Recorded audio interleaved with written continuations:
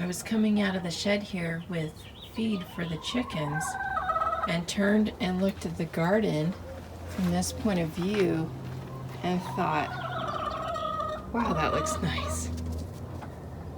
I've kind of had my head down and been working on planting and really just getting the garden going that maybe I haven't stopped and looked at it so much.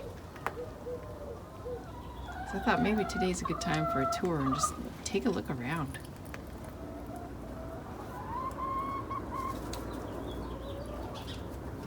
Good morning, welcome to the garden. I'm Elizabeth. I garden in the Southwest Desert in Garden Zone 8B, and we're in full swing here. Come take a look around at what grows in the desert. There's a quick look at lilacs and irises in bloom.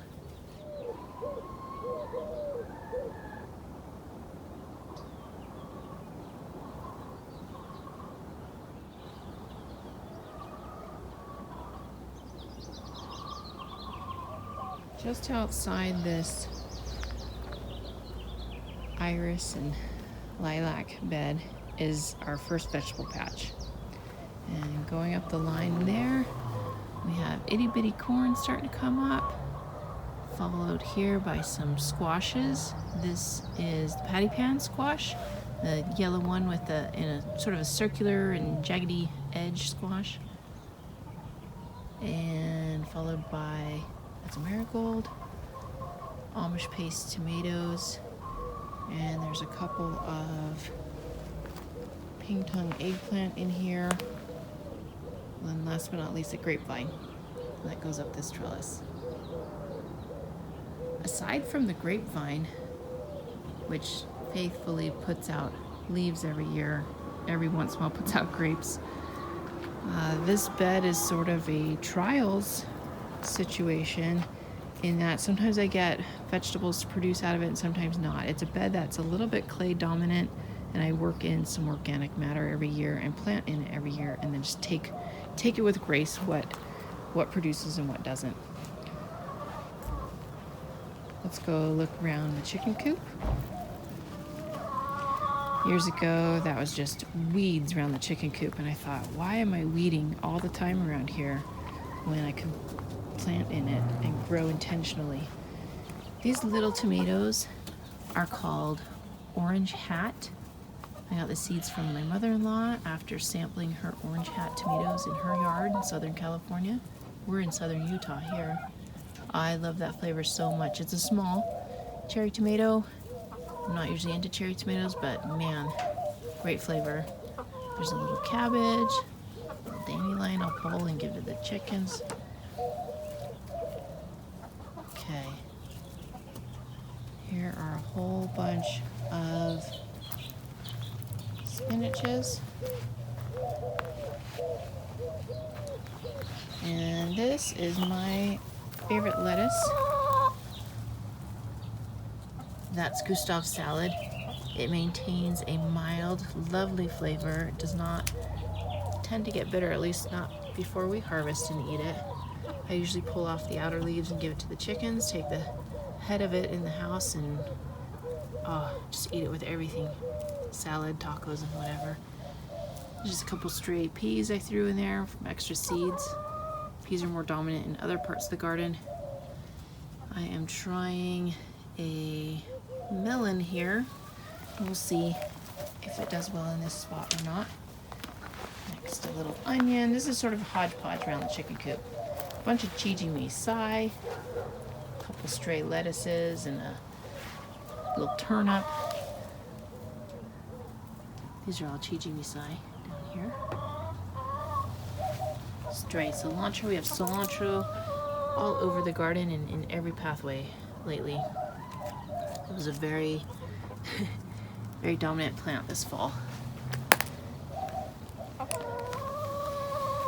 then that's another one of that Maduros melon, followed by kale. That's the rugged jack or red Russian kale. More cilantro, and then back there is the Morris heading collard, which I have never had come to a head. So I just pick off the leaves and sometimes throw it in our sautés, vegetable sautés, and quite often I throw it into the chicken coop so they can have some greens to snack on. This bed is dubbed the strawberry patch. Used to be strawberry patch dominant. Now there's just one strawberry plant and a whole lot of other stuff growing in there.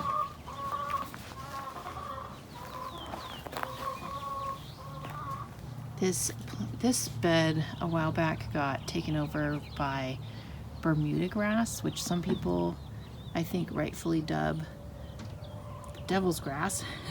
It is tricky. It roots far, far deep down, and that's why there's just one strawberry left, because I took out all the strawberries and I dug out this bed and just started over after getting all the Bermuda grass out of it.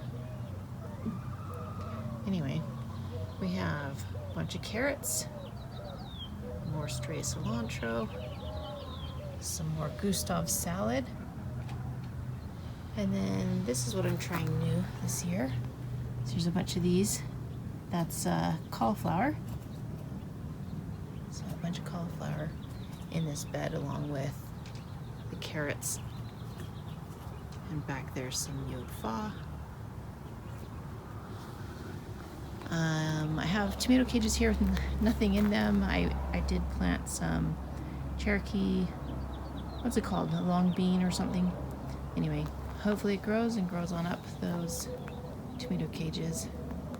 And then somewhere down the line I have a little cabbage there. I'm a huge fan, as you will see, of intercropping. I love lots of edibles of different varieties in a bed. This is my daughter's bed.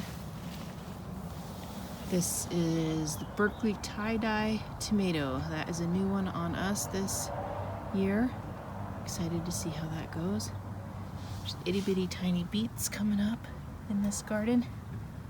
Itty bitty tiny carrots. Anywhere in the garden where you see a tiny carrot, that was planted in the spring, and you see larger carrots back there in that bed, one of my son's beds, that's a fall planted carrot. The fall planted carrots are ready. We've been pulling them up and eating them. And then these spring planted carrots are just so tiny, we just wait on those.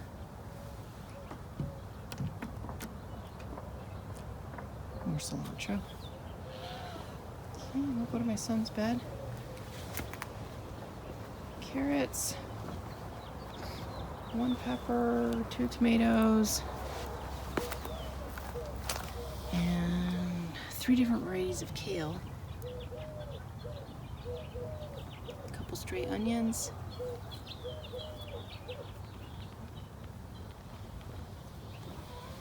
Down at the end here,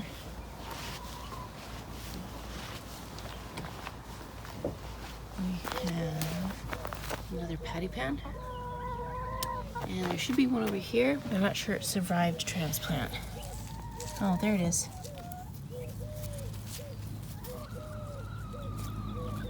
So when it comes to a small plant that I'm trying to encourage, I might pull away some of the plants that are nearby it. So for example, as you've seen, and we'll continue to see as we go, we have cilantro all over the garden. So this is not needed. I can either eat this, I can lay it down in the garden bed as mulch, and then it kind of clears a little bit of space for this squash to keep trying. This is my other son's bed. This carrot I love. I think it's the coral carrot. So yummy. I made an oven roasted veggies with potato, onion, and carrot, and that really shined. Just done in the oven and with olive oil. It was so good, and some salt and pepper and stuff. The tomato in this bed, there's 4 cages. That is Brandywine. I've never grown that one either, so that's a new one to us. Excited about that. This is a tot soy gone to seed. So these are the flowers. These are the seed pods. And just thought that would be fun. It attracts bees. It's not in the way of anything. If it gets in the way of the tomatoes, like that tomato right there, I did cut some of this flowering tatsoi out of the way. So we had a whole bed of tatsoi, enjoyed eating those and stir fries and things. And then that was a fall planting, and I just left this one behind and let it go to seed. So yeah, carrots, tomatoes, onions. I have some green beans in this bed. Have just recently put in the ground, so they're not up yet. And a couple little beets.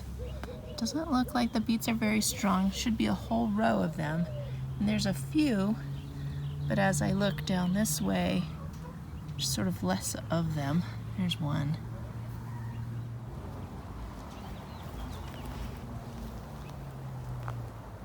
This one is called Mom's Garden. We've got the Red Star, Colorado Red Star artichoke back there. And this is a snow pea. I think it's called Green Beauty.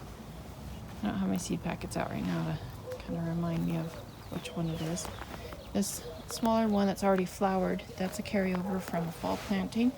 That's Lincoln Garden Pea, and we are eating peas off of it already. So fall planted peas, excuse me, are ready to eat.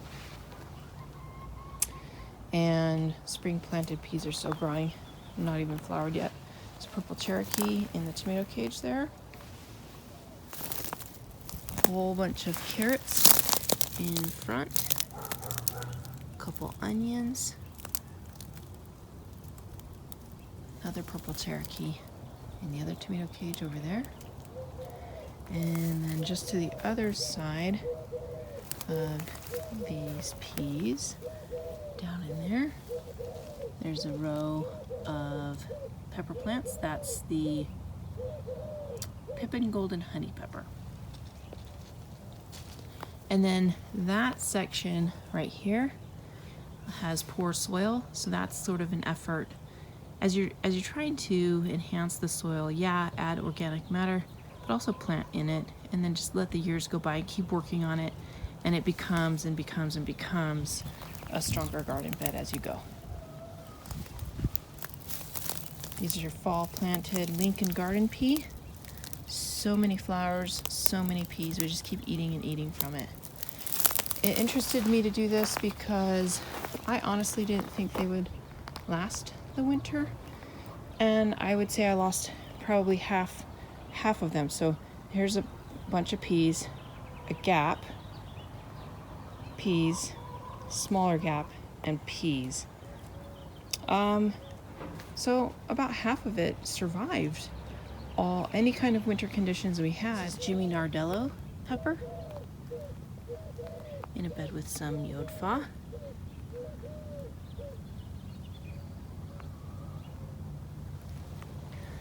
Okay, cilantro growing in the pathway. And then this back bed has more Jimmy Nardello peppers tucked in between the cilantro. Some more Berkeley tie-dye tomatoes. And then the peppers down on this end are King of the North. So Jimmy Nardello and King of the North are new to my garden. I'm interested to see what their flavor is like and how well they produce here. Down at the end is a melon and what is the name of it? I'm forgetting. Apologize for that. Sweet something or other. But I will, if it produces well over here, we'll talk about it another time later in spring. Okay, heading back to the garden. So we've covered this up against the wall bed and Mom's garden, son's garden, daughter's garden, strawberry patch. We got to get back up in there. And this little one right here. Let's go to the little one first, then we'll step up into the last part of the garden. Sounds like we have a bus out front. This squash is called Desi squash, and my understanding is that it is a quick days to harvest. So the hope is to gather as much squash as possible before squash bugs take over and kill the squash plants, which tends to happen every year. It's okay. Do you hear a big truck? It's okay. This has garlic in it, in this bed. And then down here you'll see corn coming up. This is that baby orchard corn that I loved so much last year. Looking forward to eating that again. Hope it does well in this bed. Some more cilantro, followed by a kale. And some more Desi squash and some more goose dog salad. Just all kind of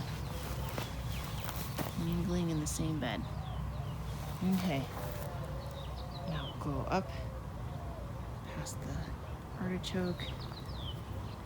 We have the fig tree. And we have the 2 pomegranate trees. So let's head up here. Alright. In the same bed with the pomegranate, we have spinach, beets,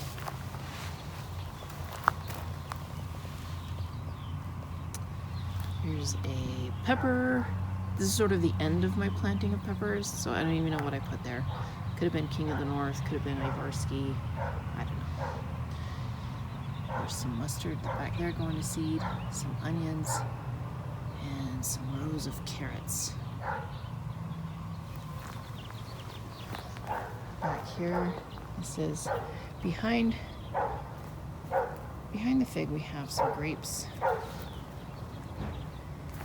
And this beautiful bed. In front, those are Paris Island Cause lettuces. I have some peppers tucked in there as well. Some onions make up the next row.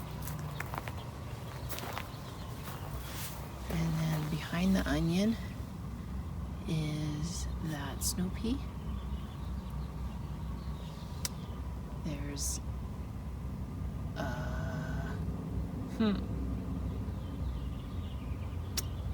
Swiss chard. Don't know why that didn't come to mind. Okay, and then in those tomato cages that make up the pea trellis, we have